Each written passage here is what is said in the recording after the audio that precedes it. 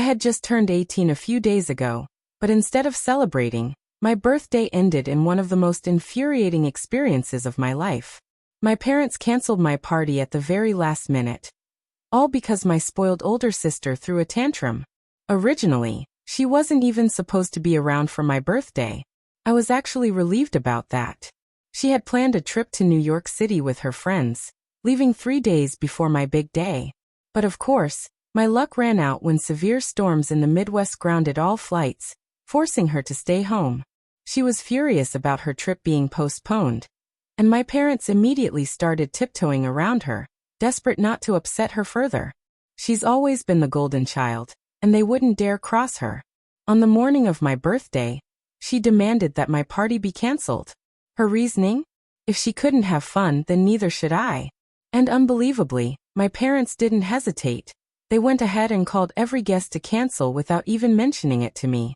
I only found out in the evening, after hours of waiting for people to show up. When I finally asked why no one had arrived, they casually told me the party was off because my sister was too upset, and it wouldn't be right to celebrate while she was in such a mood. I completely lost it. For years, my parents had catered to her every whim while expecting me to adjust and compromise. I'd always swallowed it, but this was too much. They had been the ones to suggest throwing me a big 18th birthday bash, inviting my friends and relatives for a night to remember. Now they had thrown it away over her whining about a canceled trip, something nobody could control. To make things worse, they lied to everyone. They told the guests I'd suddenly fallen ill with a migraine, and asked them not to text me until the next day so I could rest. That's why no one reached out, and I was left clueless until it was far too late. When they finally told me, I yelled at them. I was beyond upset, but all they cared about was me keeping my voice down so my sister wouldn't wake up from her nap. That made me even angrier. My sister eventually came downstairs, defending our parents and claiming they'd done nothing wrong. She said she was the one who insisted there be no party because it would be heartless to celebrate while she was so upset. Then she had the nerve to call me spoiled and entitled. That was the last straw. I started shouting back, hurling curses, and in my rage, I grabbed her hair and shook her. Things got physical until our parents pulled us apart. We were so caught up in the fight that we didn't even hear the doorbell ringing. My parents had been convinced they'd uninvited everyone, but clearly, they hadn't managed to reach every single guest. When the door opened, my grandfather was standing there.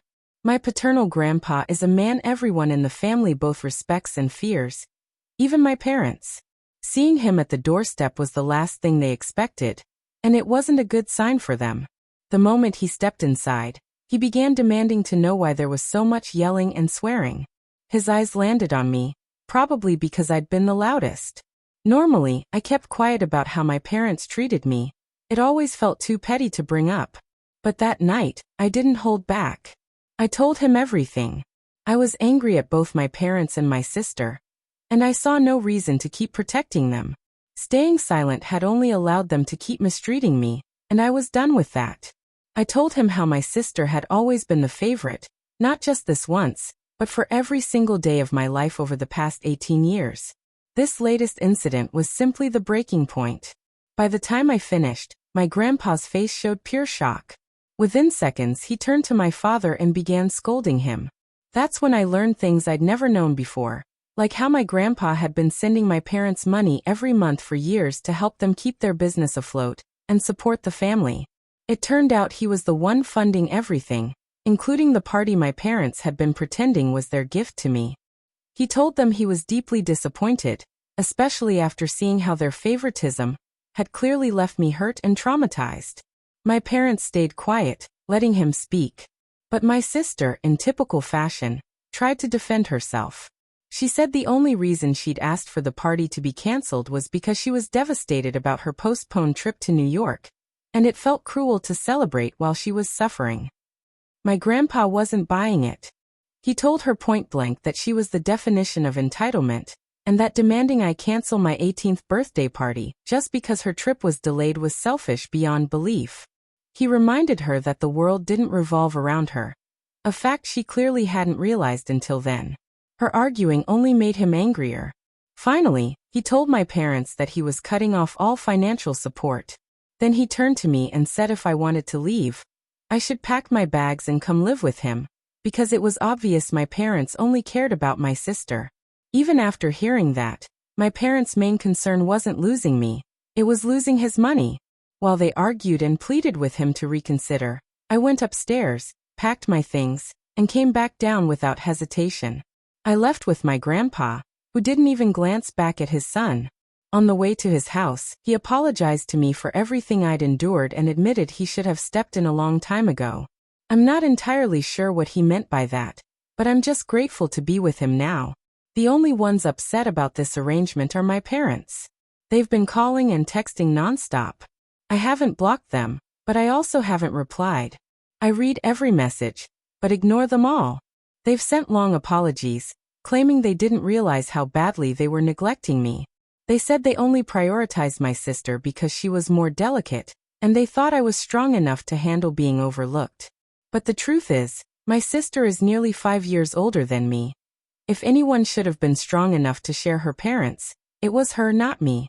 I never believed a single thing my parents tried to tell me.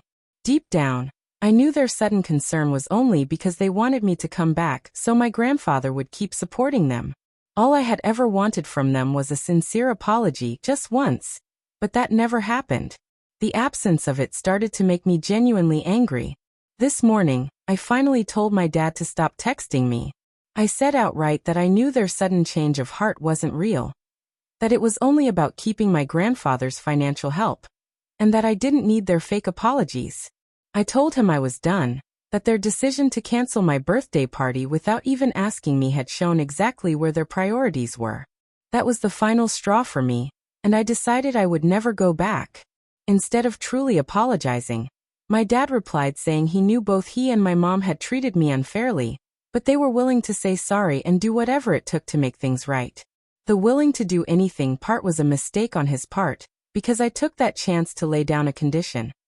I would only come back and even consider talking to my grandfather about helping them if they promised me that my sister would no longer be living in the house. She's 23 and has been working for 2 years. She should have had enough saved to move out by now. I honestly don't think that was an unreasonable request, but my parents acted like I was being cruel and ridiculous. As I've mentioned before, my resentment toward my sister isn't about one big event. It's been built up over years of petty but constant favoritism. I was always told to leave the last slice of pizza, or the last serving of anything for her if she liked it. If she didn't, then I could have it.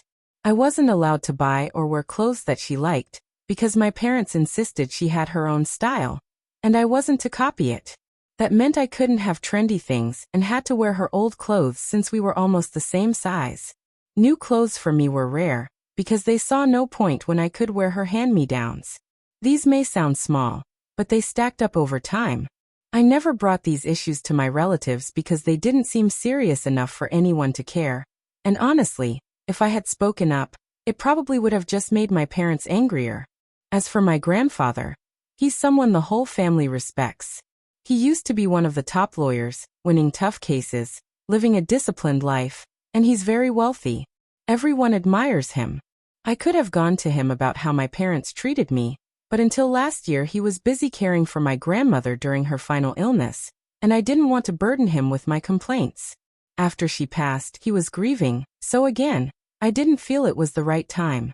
Now though, he's offered me a place to stay until I leave for college, and even said he'll cover all my expenses until I'm working. I'm grateful for that.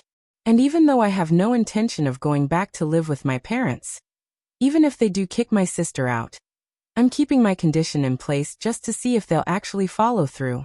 It will show me whether they really want me back or if my sister is more important to them than my grandfather's support. I haven't told my grandfather any of this, but there's also a lot I didn't know until recently. For example, he revealed to me that my parents never really wanted me. They only planned to have one child, but 5 years after my sister was born, my mother got pregnant with me. They wanted to terminate the pregnancy, but my dad told my mother's parents, who insisted they keep the baby, saying it was a blessing. Then, in my mother's 8th month, her parents died in a terrible car accident after fighting for their lives for weeks. My mother was devastated and had a breakdown, even accusing me, still unborn, of bringing bad luck into her life. She was hospitalized for a short time. When she returned, she was better, but my parents still regretted letting the pregnancy continue. They even planned to put me up for adoption. But my father's parents refused to allow it, calling them ridiculous. So my parents kept me, unwillingly, and raised me with resentment they never fully hid. My grandfather told me all of this when I asked about a comment he'd made about wishing he'd stepped in sooner. Now I understood what he meant. I agree, he should have done something earlier. Knowing the truth now, I am certain I will never go back to my parents. They punished me for something that wasn't my fault, and the way I'm treating them now is nothing compared to the way they treated me. At least I'm holding them accountable for things that really are their fault. I am still a little upset that my grandfather didn't tell me sooner, but I can see why. It's not an easy thing to say to a child. He's the only one I can count on right now, so I'm trying not to stay angry with him. It's been 1 week and 4 days since I left home. My parents kept texting, trying to get me to give up my condition, but I didn't reply. I didn't see the point in talking until they'd made a decision. The last 3 days, they haven't called or texted at all, and I started to think maybe they've finally given up. Today, as I was leaving school, I noticed my sister standing outside. Something about it instantly put me on edge. To be safe, I asked one of my male friends, he's a football player and pretty big, to walk me home. We've been close for years and he knows everything about my family, so I trusted him completely. I figured if my sister tried anything, he'd be there to step in. As we started walking, she began following us in silence, which only made me more uneasy. Halfway home, I stopped, turned around, and asked her what she thought she was doing. She said she didn't want to talk in front of a stranger. I told her I wasn't interested in speaking to her at all. Then she launched into how our parents had been stressed and upset because of me, and that they'd told her I wouldn't come back or even speak to my grandpa about helping them until she was kicked out. She thought I was being unfair and wanted to confront me about it. I found it ridiculous that she expected me to discuss it, so I told her that if I couldn't be happy, neither could she. It was the same logic she used to get my party canceled, so I figured it was only fair. I turned to walk away, but she started yelling that I was a horrible person. I ignored her and kept going, flipping her off as I walked. Apparently, that was what set her off, because the next thing I knew, she shoved me to the ground. I felt the weight of my backpack and her body pressing down on me. Thankfully, my friend reacted immediately. Within seconds, he had lifted her off me without breaking a sweat. I'd always known she had a violent streak, which is why I wanted him there in the first place. Furious, I got up, brushed myself off, walked up to her, and slapped her hard. I told her that if she tried anything like that again, I'd go to the police. And given the trouble she'd already caused our parents, I doubted they'd appreciate more drama. She still tried to argue, but I walked away with my friend, and after that slap, she didn't follow. When I got home, I told my grandpa everything. He was ready to call the police, but I told him it wasn't worth it. She'd probably gotten the message. I also told him about the condition I'd set with my parents, expecting him to be upset, but instead he laughed and said it was clever. He agreed my parents deserved it. I was sore from the fall, but I felt satisfied that I'd finally stood up to my sister. A couple of days later, my parents texted me saying they'd decided to keep my sister living with them because I was jealous and petty, and not the kind of person they wanted around her. They admitted the only reason they'd wanted me back was for my grandpa's financial support, but now my mom's older brother had stepped in to invest in their business, so they didn't need me, or want me, anymore. I'm sure they thought this would hurt me, but I'd known their real motives from the start, so it didn't bother me. When I didn't respond, they sent another message accusing me of being a horrible, heartless, violent, and ungrateful person. Violent because I'd slapped my sister, ignoring that she attacked me first, and ungrateful because they had done so much for me, like feeding, clothing, and educating me. I've never understood why parents bring up the bare minimum, as if it makes them saints. I decided not to waste my time replying. Before they could block me, I blocked them. Now, I'm happily living with my grandpa. I've been accepted into several colleges and am waiting to hear from a few top choices. He's covering all my expenses just as he promised. We're still adjusting to living together, And sometimes I get upset that he didn't take me away from my parents sooner, but I know he had his own constraints and regrets. We've moved past it and are rebuilding our relationship. From what I hear, my dad's side of the family has cut off contact with my parents and sister entirely. Most people didn't know how I'd been treated until my grandpa told them, and once they found out, my parents became ostracized. My mom's side still talks to them, but that's their choice. Recently, I heard my sister moved out on her own, which actually reminded me to share this update. My boyfriend, the same football player friend, is still with me, and we see each other on weekends. I've made new friends in college and feel like a completely different person now. My grandpa and I are closer than ever, and I've forgiven him for the past. He's my favorite person in the world, and nothing will change that. Life is good, and I'm finally free from the chaos of my parents and sister.